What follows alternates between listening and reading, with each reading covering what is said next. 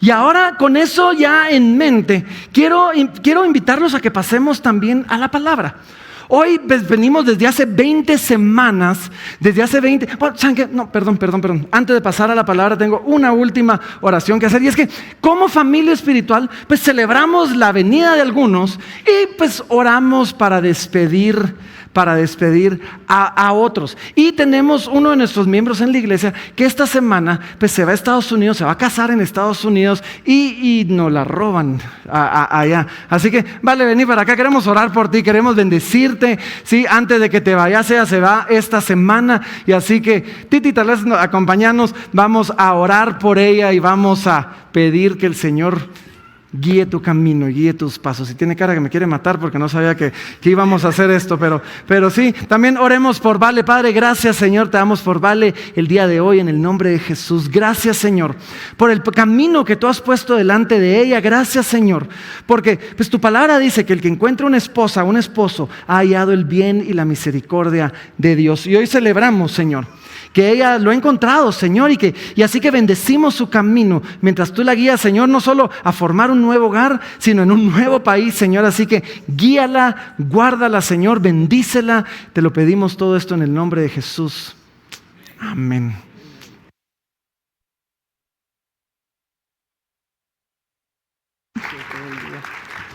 Y amén, ahora sí, vamos a pasar a la palabra. Llevamos 20 semanas estudiando la carta del apóstol Pablo a los romanos. Pero para contarles un poquito el día de hoy, para que lo entiendan un poco, solo déjenme comenzar preguntando algo. ¿Cuántos aquí los han acusado de necios en algún momento de su vida?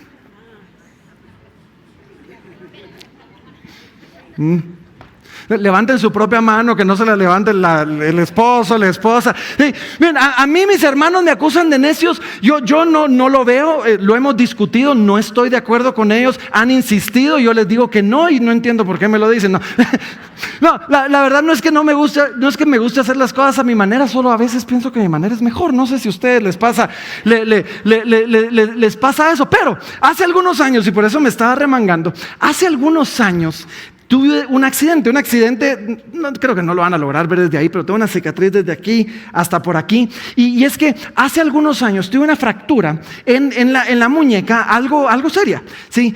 Radio y cúbito, los dos huesos expuestos, los dos se me salieron así. Y es que había ido a dejar a mi prima a la casa de mis tíos. Y cuando llegué a dejar a mi prima a la casa de mis tíos, era una casa nueva, no había timbre, no había llave todavía, se acababan de pasar a la casa. El guardián estaba haciendo sus rondas y no había. Y entonces, por supuesto, uno que es joven, macho, que se respeta y todo eso, decidí, pues no hombre, no te preocupes, yo me voy a brincar el portón, voy a caer del otro lado, voy a apachar el botón y te voy a dejar entrar. Y la verdad no estaba tan difícil. O sea, de verdad que no estaba tan difícil. El portón casi que tenía la escalerita, o sea, para uno subirse, pero había que hacer las cosas interesantes, ¿sí? Entonces yo me subí y me puse en el techo de la guardianía, y en lugar de bajarme por la misma escalerita, decidí que no, uno tenía que colgarse del techo y después soltarse, y cuando me iba a colgar y me iba a soltar, iba a caer bien, excepto que cuando me colgué seguí de largo.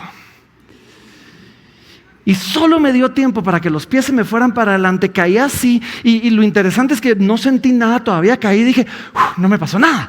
Y cuando me levanté me pesaba la muñeca, ¿sí? Me pesaba la mano. Y entonces volteé a ver y la mano estaba así, o sea. Entonces me agarré la mano, los dedos viéndome a mí y los huesos viendo para allá, ¿verdad? Y le digo a mi prima, anda a despertar a mis tíos porque veníamos del cine de las 9 de la noche, era tarde. Ahora, en medio de todo esto, la parte que no les conté porque a veces cuesta contar, es que cuando yo estaba ahí, mi prima me lo dijo y me dijo, no hombre, no te brinques así, bájate. Y yo sé lo que estoy haciendo. Y pues, ustedes saben, cuando uno cree que su forma es mejor. Mi prima me dijo que lo hiciera de otra forma, pero mi forma era mejor, hasta que no lo fue. Ahora, déjenme brincarme un poquito. En medio de todo esto hay un milagro increíble. Sí, se me reventó la arteria cubital ni sangré porque el Señor permitió que los huesos cuando salieron le hicieron torniquete a la vena y a la arteria pues sangré un poquitillo, pero casi ni sangré. Se me reventó el nervio cubital, que es el que mueve estos 3 dedos. Y nunca me lo compusieron. Me iban a operar 8 semanas después para ver si tal vez me lo lograban recuperar. Y los doctores básicamente me habían dicho que me iba a quedar lo que le llaman la mano del predicador. Pues el nombre no me molesta tanto, sí. Pero Dios hizo un milagro inmediato. Yo me recuerdo que cuando estaba ahí con la muñeca para acá y con la mano, yo solo dije, ay Señor, si no puedo mover los dedos me van a cortar la mano. Eso fue lo único que, no oré por un milagro, no nada. Y ahí mismo moví los dedos y pues no me van a cortar la mano. Y el Señor hizo un milagro, tan así, que al día siguiente uno de los doctores dijo, me hubiera gustado tener una cámara, porque este hubiera sido un milagro bien documentado, sí. Así que Dios, en medio de mi necedad, hizo cosas increíbles. Pero ¿cuál es el punto? El punto es que mi necedad, mi deseo de hacer las cosas a mi manera, mi falta de disposición de escuchar a otros y la posibilidad de que había una mejor manera de hacerlo, me salieron muy caro. Ahora, como les dije, estamos estudiando el libro de Romanos. Y es que algo así le estaba pasando a los judíos que estaban en Roma.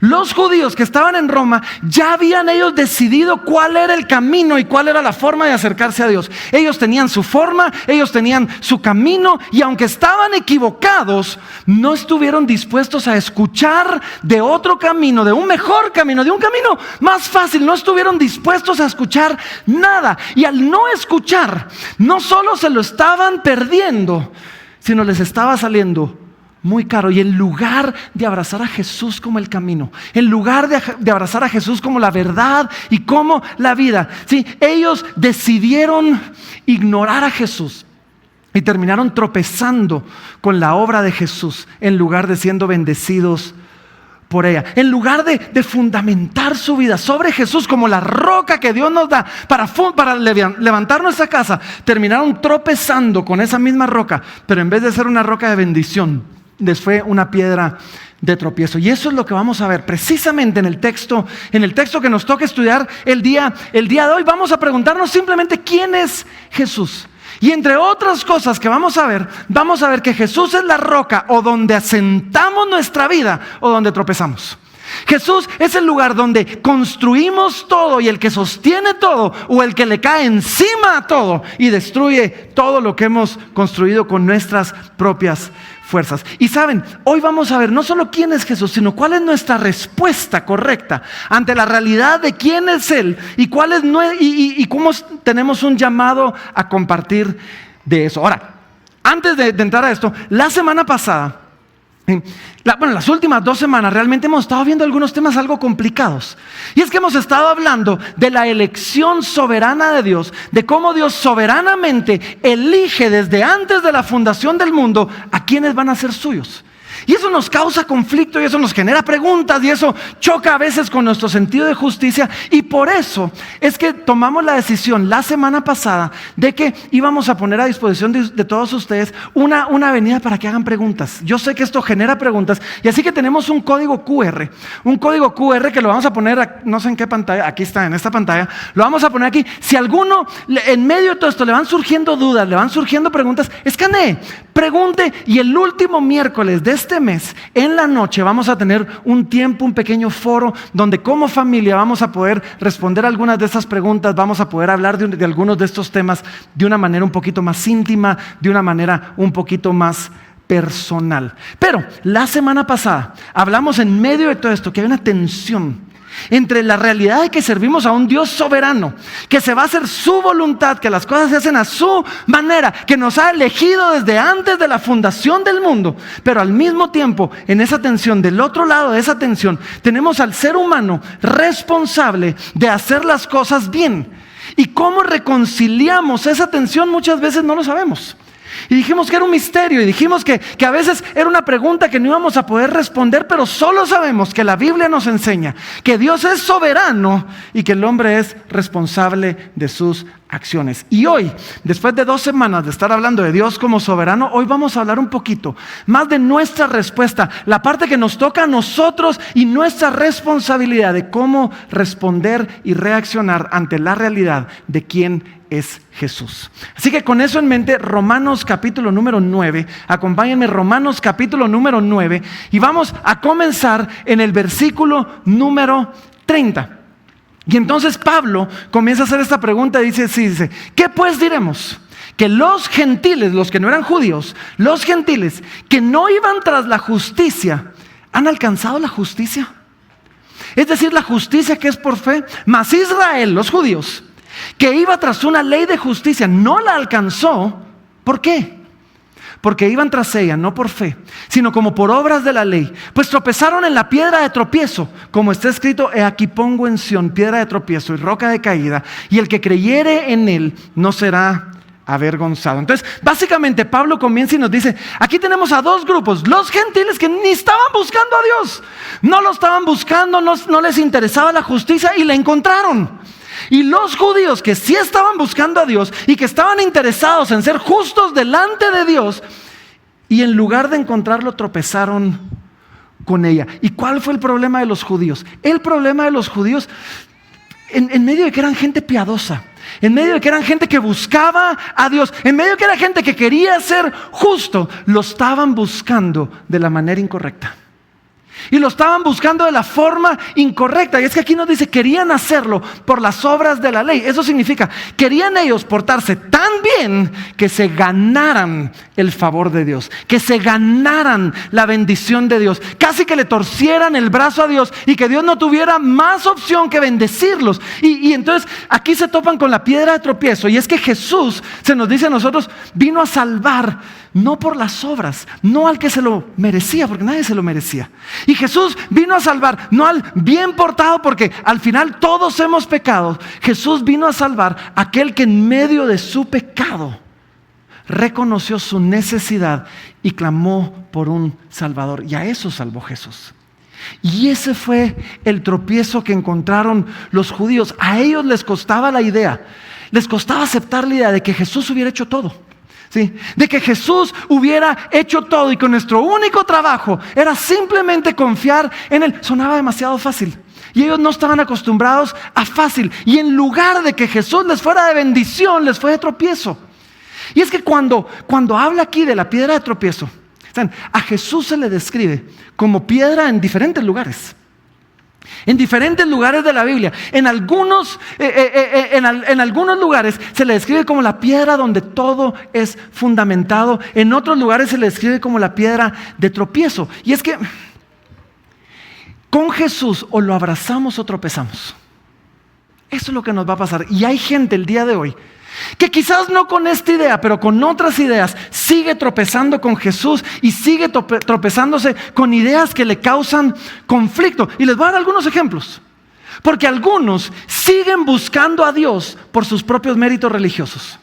Algunos siguen queriendo ganar el favor de Dios y entonces sirven y se involucran y participan y ofrendan y diezman y son generosos, y todo esto al final, en el fondo, lo están haciendo para ganarse el favor de Dios. Y cuando de repente se dan cuenta que esto no es la forma de ganarse el favor de Dios, muchos tropiezan con Jesús por eso. Hay otros que tropiezan de otras maneras, porque hay otros que buscan a Dios como el genio de la lámpara.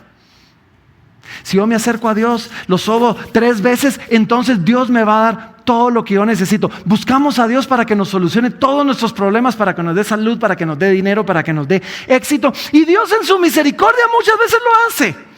Pero muchas veces nos tropezamos y nos damos cuenta que a veces Dios no responde como nosotros queremos que Dios responda, porque Él es Dios y no yo. Que a veces Dios no es el genio de la lámpara, porque no lo es. Sí, porque a veces Dios resulta que es Dios, Rey y Señor, y yo soy el siervo y no y el esclavo y no Él. Y de repente, cuando nos damos cuenta que Dios no responde como yo quiero que Él responda, muchas veces eso me causa conflicto y tropiezo y salgo huyendo y digo, no, esto no funciona, la religión no funciona, y en lugar de abrazar a Cristo lo termino rechazando porque no funcionó como yo pensé que debía funcionar. ¿Saben? A veces algunos están buscando a Dios por tradición. Algunos están buscando a Dios por herencia. ¿Y por qué? Porque crecieron en un hogar cristiano, crecieron en una familia, en cierta religión y ellos siguen la religión de su familia y quizás aún hasta conocen la Biblia. Pero muchos de ellos vienen a ser nietos de Dios, no hijos de Dios.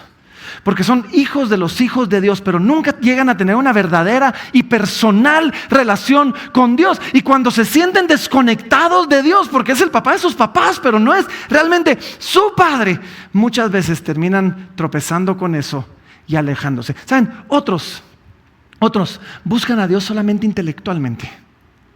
Se han leído todos los libros de filosofía, se conocen todos los libros de apologética, ¿sí? Hasta debaten, leen los libros de teología y todo eso, y su búsqueda es real, pero es solamente académica. Y de repente se topan con cosas en Dios que no logran reconciliar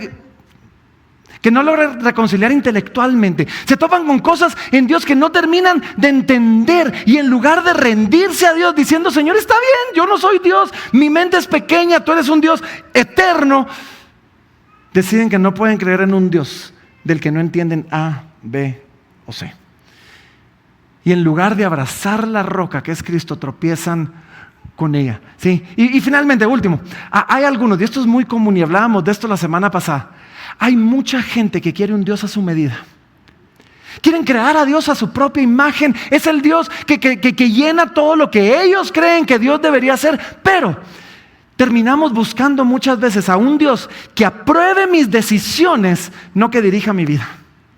A un Dios que bendiga mis planes, no que confronte mis intenciones.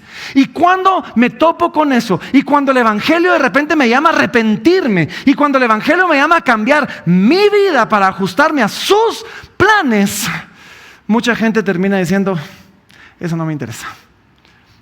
Y entonces, en lugar de abrazar la piedra que es Cristo, tropezamos con ella. Y otra vez, a Jesús se le describe como la roca en diferentes lugares. En uno de los lugares se le describe como la piedra angular. Ahora, la piedra angular a veces no lo terminamos de entender, pero ¿alguno ha ido al muñecón de la zona 5? ¿Ha visto el muñecón de la zona 5? ¿Sí? ¿No? ¿Han visto? No sé por qué es el muñecón, porque es un muñequito pequeño, pero así le dicen, el muñecón de la zona 5. Sí, y está este hombre en un arco. Él está poniendo una roca que es así como es un trapezoide técnicamente, sí, pero como triangular, la está poniendo ahí, y esa es la piedra angular. La piedra angular, yo soy ingeniero de profesión, la piedra angular es la que sostiene toda la estructura. Es la que hace que la estructura se alinee, se rigidice y no se caiga. Y la piedra angular es importantísima en una estructura. Y la Biblia llama a Jesús y dice: Él es la piedra angular, ¿sí? Él es la base. En otro lugar dice: la base sobre la que edificamos todo. Él es la roca, dice en otro texto, que nos da agua. Pero para otros, como los judíos, resultó ser la piedra de tropiezo. Es la piedra de tropiezo para los que lo buscan a través de la justicia que es por obras, tratando de ganarse su favor, porque el evangelio confronta nuestro orgullo humano y muchos tropiezan con él. Hay una historia, ya sigo adelante en el texto, que tenemos un texto largo hoy. Hay una historia en el libro de Daniel que es dura. Porque en el libro de Daniel tiene una visión. Y en esta visión dice que él miraba una estatua que representaba todos los reinos de la tierra, y de repente es soltada una gran roca. Y esa roca cae sobre la estatua y hace pedazos todo. Y Jesús, más adelante en los evangelios, Jesús habla de este momento y habla de esta piedra, dice, y nos dice algo bien importante, porque dice: el que cae sobre la piedra va a ser quebrantado. Pero si la piedra cae sobre uno, dice, va a ser desmenuzado. Y es que caer sobre Jesús a veces es difícil. Implica dejar mi orgullo, implica dejar mi sentido de religiosidad, implica dejar muchas cosas. Sí, muchos ídolos en nuestro corazón son quebrantados. Pero si Jesús cae sobre nosotros, no queremos que Jesús caiga sobre nosotros. Sí. Entonces Jesús, regresando al texto, es la piedra en la que algunos tropiezan, otros desprecian, pero sobre la cual Dios edifica su iglesia. Jesús es la piedra que sostiene todo y la que un día va a desmenuzar todos los reinos que se le opongan. ¿Sí? Y para nosotros es la piedra como la que siguió a Israel en el desierto, que nos da agua. Ahora, ¿quién es el pueblo de Dios? Porque así se llama nuestra serie, el pueblo de Dios. El pueblo de Dios es el que cree en Cristo y no tropieza con Él. Y sigamos leyendo después, capítulo 10, versículo 1. Dice, hermanos, ciertamente el anhelo de mi corazón y mi oración a Dios es por Israel. Es para salvación. Porque yo les doy testimonio de que tienen celo de Dios, pero no conforme a ciencia o conocimiento. Dice, porque ignorando la justicia de Dios y procurando establecer la suya propia, no se han sujetado a la justicia de Dios. Porque el fin de la ley es Cristo, para justicia a todo aquel que cree. Y otra vez, los que han estado con nosotros en varias semanas, otra vez regresamos al tema de cómo el corazón de Pablo era por los judíos. Y les confieso, yo cuando leí esto dije así como que, otra vez lo mismo. Pero, y esto es lo que yo quiero que vean. Sí, si el Espíritu Santo decidió inspirar a Pablo para otra vez escribir del mismo tema, porque suena repetitivo y lo es, ¿sí? Es porque esto era algo importante para la iglesia del primer siglo y es algo importante para nosotros hoy. Y no solo vemos que era importante en el corazón de Dios que inspiró a Pablo a escribirlo, era importante en el corazón de Pablo, ¿sí? Y es que Pablo lo repite y ora por ellos y se duele por ellos y llora por ellos y hace de todo, pero esto es lo que yo quiero que veamos. Porque tal vez nuestro tema no es la salvación de los judíos y debería serlo porque está en la palabra de Dios, pero aquello en lo que insistimos, aquello en lo que repetimos, aquello por lo que oramos, revela qué es lo que es importante en nuestro corazón. Y yo solo te pregunto hoy, si pudiéramos oír tus oraciones, si pudiéramos meternos ahí en ese lugar privado entre tú y Dios, ¿qué sería el tema recurrente que miraríamos? ¿Qué sería aquello que diríamos, otra vez va a orar por eso? Y es que aquello por lo que oramos es lo que realmente nos importa. Así que si alguien escuchara tus oraciones, ¿qué diríamos que llena tu corazón? ¿Qué temas serían los que más se repiten? ¿Qué? En las últimas semanas hemos hablado de una mesa y una silla vacía. ¿Qué sillas vacías serían las que aparecen una y otra vez en tu mente y en tus oraciones? Entonces nos dice que Israel tropezó, pero tropezó porque tenían celo, pero no tenían conocimiento. Y déjenme leerles lo que un autor dijo. Él decía así, dice, la razón por la que Israel se descarrió es que tener celo no es suficiente. El celo debe estar basado en el conocimiento. El celo sin conocimiento o entendimiento es fanatismo. Se lo dijo un autor que acaba de morir hace poco, Tim Keller. Pero para que lo entendamos es esto. Imagínense que alguien muy románticamente decide llevarle un ramo de rosas a su novia que es alérgica. Eso es celo sin conocimiento. Y dependiendo del nivel de alergia podría hasta ser fatal. Y eso era lo que estaba pasando con los judíos. Querían llevar un ramo de rosas a un Dios que era alérgico a las rosas. Querían llevar todas sus obras y decirle, Señor, mira todo lo que yo he hecho. Y Dios diciendo, eso no me impresiona. Eso de verdad no me impresiona. Esa no es la forma de ganar mi favor. ¿Querés ganar mi favor? No es convenciéndome lo pilas que sos. ¿Querés ganar mi favor? Es reconociendo que has fallado, que has pecado, rindiéndote a mí. Y rendido a mí yo te voy a decir, bienvenido. Entonces dicen, los judíos había celo, pero no había conocimiento. Sí. Versículo 5 dice, porque la justicia que es por la ley, porque de la justicia, que es por la ley, Moisés escribe así, el hombre que haga estas cosas vivirá por ellas. Pero la justicia que es por la fe dice así, no digas en tu corazón quién subirá al cielo. Esto es para traer abajo a Cristo. O quién descenderá al abismo. Esto es para hacer subir a Cristo entre los muertos. Mas ¿qué dice? Cerca de ti está la palabra, en tu boca y en tu corazón. Y esta es la palabra de fe que predicamos. O sea, déjenme detenerme aquí para hacer un balance. Sí, no vamos a impresionar a Dios con nuestras obras, pero obedecer la ley es bueno. Obedecer la ley es importante, o sea, debemos conocer la ley, debemos obedecer la ley. Nos bendice, nos protege. Dios dio su ley para bendecirnos, ¿sí? Y nos da vida. Simplemente debemos entender que aun donde la ley nos bendice y nos protege, no nos salva. Todo lo contrario, cada vez que la rompemos nos acusa y nos enseña que somos incapaces de cumplirla, ¿sí? Entonces, el problema no es buscar obedecer la ley, el problema es pretender ser salvos a través de nuestra obediencia. Así que yo solo balanceo esto diciéndoles, conozcamos la ley, obedezcamos la ley, seamos celosos por guardar nuestra vida delante de Dios, aprendamos la ley, al menos los 10 mandamientos. ¿Quién se sabe los 10 mandamientos?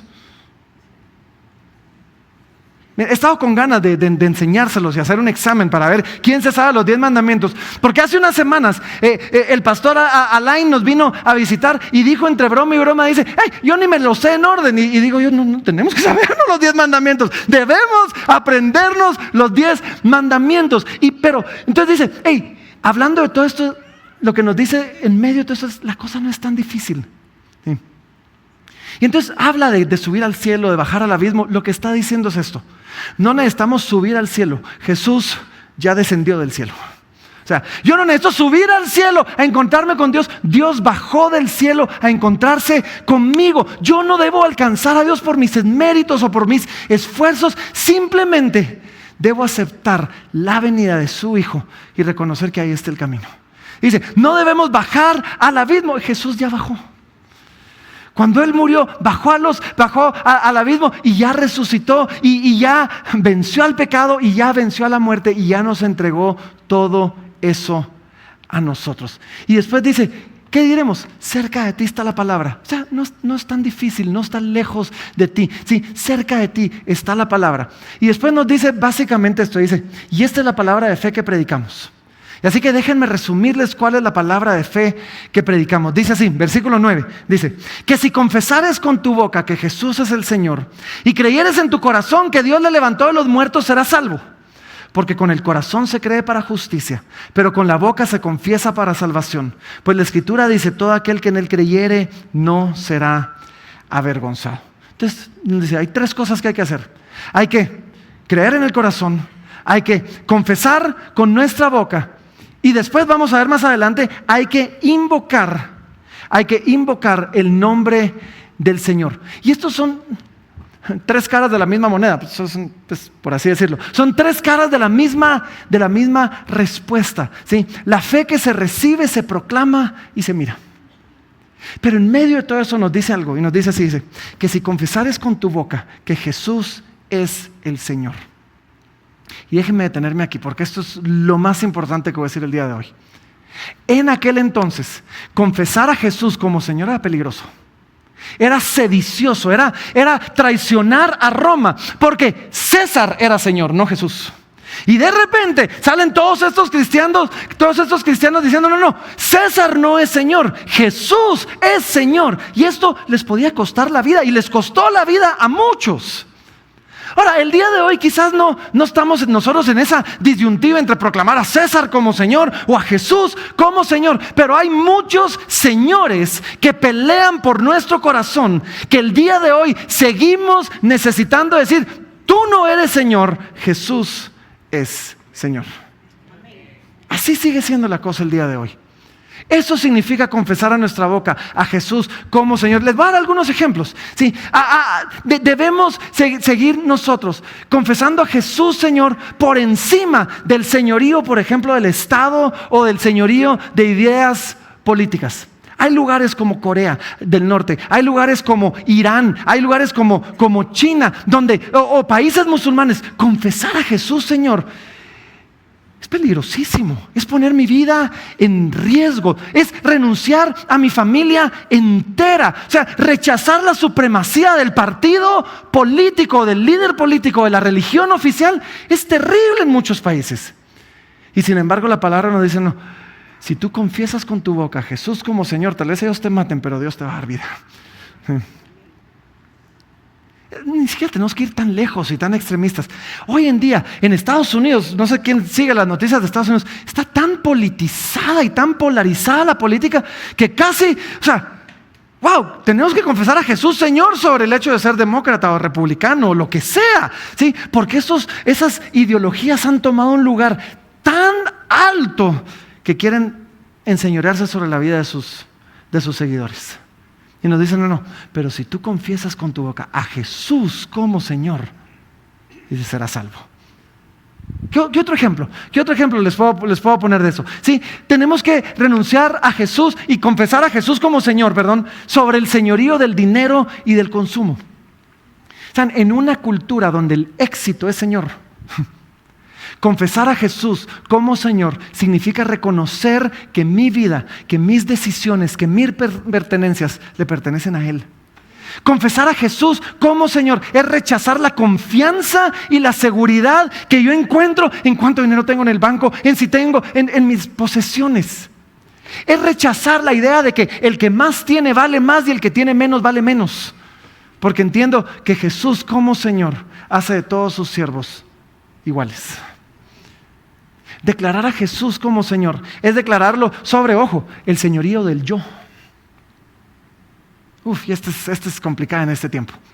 Porque saben, vivimos en un tiempo donde se nos dice tú tienes que ser tu propio jefe, tú sos el dueño de tu destino. Sí, es tu verdad, son tus reglas. O sea, tú apegate a lo que a ti te hace sentir bien. Y de repente se nos dice, no, confesar a Jesús como Señor significa yo rindo mis deseos, yo rindo mis pasiones, yo rindo mis ideas, yo rindo mis sueños, yo rindo mis anhelos. Y le digo, Señor, me someto para que sean tus ideas y tus sueños y tus pasiones y tus anhelos en mi vida y a través de mi vida.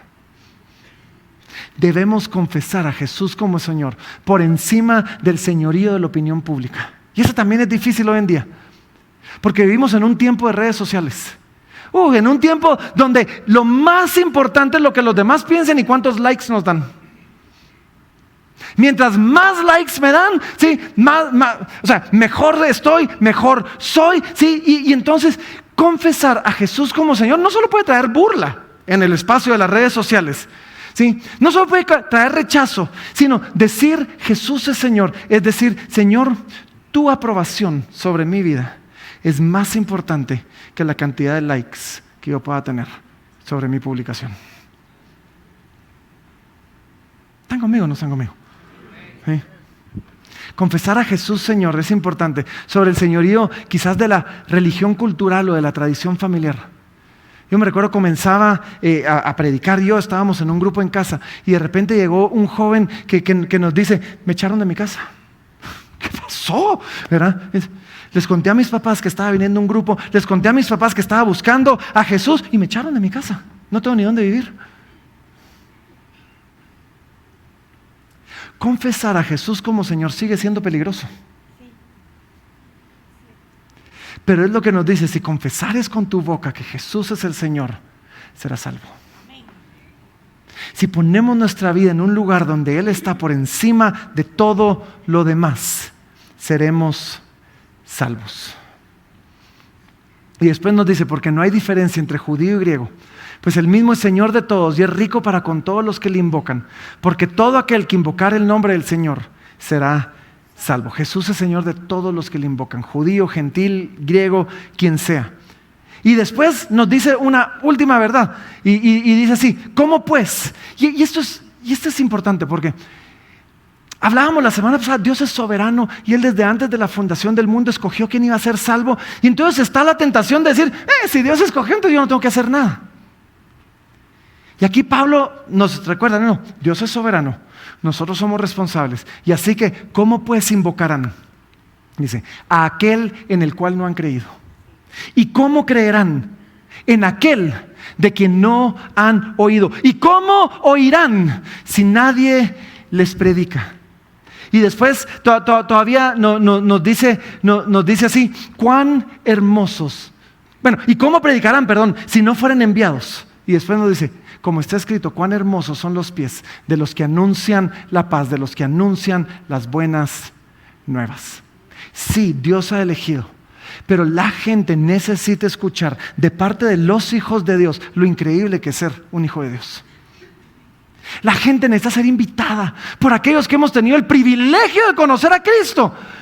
Aquellos que hemos sido rescatados por Cristo, la gente necesita ser invitada por nosotros para poder entrar en una relación con Cristo. No van a invocar aquí en el que no han creído, y no van a creer en el que no han oído, y no van a oír si tú no les predicas. Y después todavía dice algo: ¿y cómo predicarán si no fueren enviados? ¿Ok?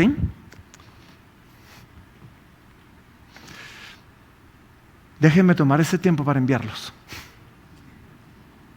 ¿Cómo predicarán si no fueran enviados? Ok, hoy siéntanse de parte de su iglesia, enviados en el nombre de Jesús, con la autoridad de Cristo, a sus familias y a sus amigos cercanos. Hoy ustedes están siendo enviados a sus trabajos y a sus lugares de estudios para que todos puedan ver que Jesús es su Señor. Hoy los quiero enviar también digitalmente. Otra vez, en un mundo digital donde todos son las redes sociales. ¿Qué tal si usamos nuestras redes sociales también para glorificar el nombre de Jesús? Y no solo para que vean lo chilero que estuvo la fiesta de anoche, lo rica que era la comida que me comí ayer, lo bien que me quedaba este traje o esta calzoneta, sí, o cómo me veo haciendo ejercicios en el gimnasio. No hay nada malo con eso. Pero ¿qué tal si usamos nuestras redes también para proclamar a Jesús? Otra forma de ser enviados es: ¿qué tal si apoyamos a las misiones y a la plantación de iglesias?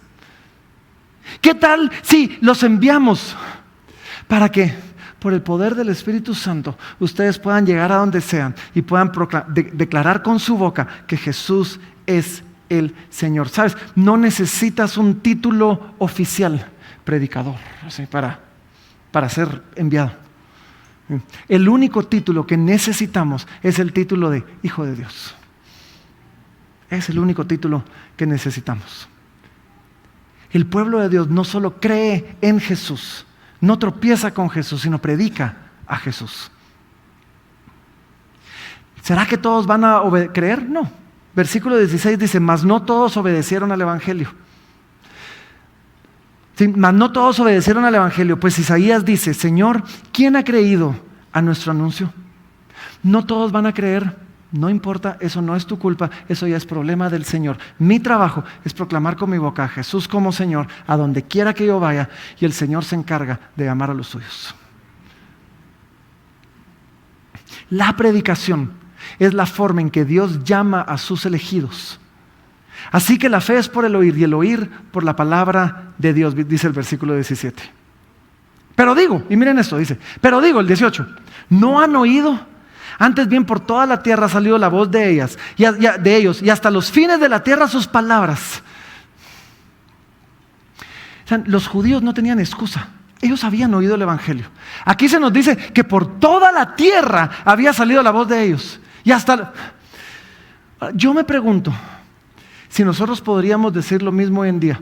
No, es que la gente a mi alrededor no tiene excusa, porque toda la tierra ha escuchado el Evangelio por mi palabra. ¿Será que puedo decir lo mismo? Nuestro trabajo es trabajar para que no tengan excusa. O sea, ¿podrá alguien de nuestra generación decir: ellos escucharon porque la iglesia no se quedó callada? Versículo 19. Termino con esto y miren qué bonito dice. También digo, ¿no ha conocido esto Israel? Primeramente Moisés dice: yo os provocaré a celos con un pueblo que no es pueblo. Con pueblo insensato os provocaré a ira. E Isaías dice resueltamente: fui hallado de los que no me buscaban. Me manifesté a los que no preguntaban por mí. Pero acerca de Israel dice: todo el día extendí mis manos a un pueblo rebelde y contradictor.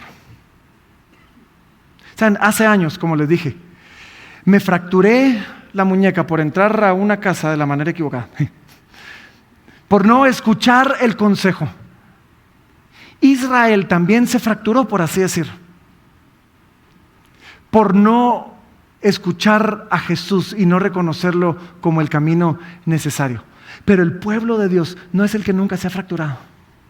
El pueblo de Dios no es el que nunca se ha quebrado, sino el que fue restaurado por Cristo y ahora entra por el camino correcto, que es Jesús. Y me encanta que este capítulo no termina con un juicio. sino con una esperanza. La esperanza de que Dios sigue invitando a su mesa y que nos dé el privilegio de ser un instrumento en sus manos para hacerlo. Y todavía el día de hoy, el testimonio de nosotros gentiles que no somos judíos, que adoran al Dios de Abraham, de Isaac y de Jacob, nuestro testimonio puede todavía provocar a celos a algunos judíos y decir: yo quiero lo que ellos tienen. Y no tiene que ser a judíos. O sea, quizás hay gente alrededor tuyo a las que deben ser provocados a celos, que cuando vean tu vida y vean la paz que tienes y el gozo que tienes, y veas que en medio de las circunstancias el Señor te mantiene firme, puedan ser movidos, por así decir, a celos, y puedan ser atraídos a servir al mismo Dios que tú sirves. Cuando Dios llama a sus elegidos, lo hace a través de sus elegidos. Porque, y así se llama mi mensaje, el pueblo de Dios cree en Cristo y anuncia a Cristo.